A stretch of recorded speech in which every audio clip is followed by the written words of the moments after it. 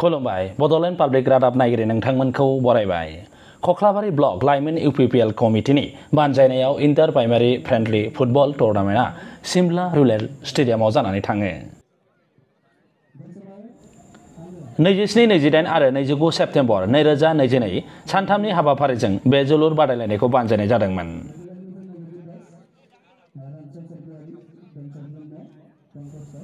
बे टुर्नामेन्टआव मोनगु प्राइमारि हानजाया बाहागो लादोंमोन। दिनै फाइनाल गेलेनायाव खख्लाबारि प्राइमारि आरो जलागाव प्राइमारिनि गेजेराव जानानै थाङो। खख्लाबारि हानजाया जलागाव हानजाखौ 2 गलाव फेजेनो।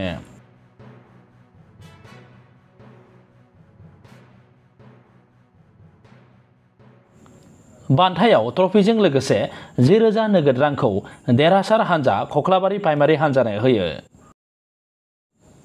दिनै जोबथा फुटबल बादायलायनाय हाबाफारियाव आसामनि केबिनेट मन्थ्रि उरखावग्रा ब्रह्मआ गाहाय आलासि महरै नुजाथियो। लोगोसे बिटिसिनि बुंथिगिरि काथिराम बर'आबो नुजाथिबावो। मावफुं सोद्रोमा राकेश ब्रह्म आरो MCLA मन्टु बर'मोनाबो बे हाबाफारियाव नुजाथिदोंमोन।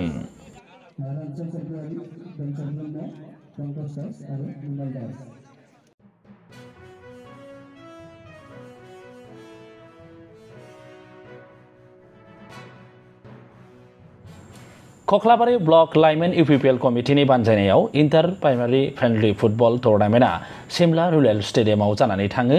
दिनै खख्लाबारि प्राइमारि हानजाया देरहासार जानो हायो।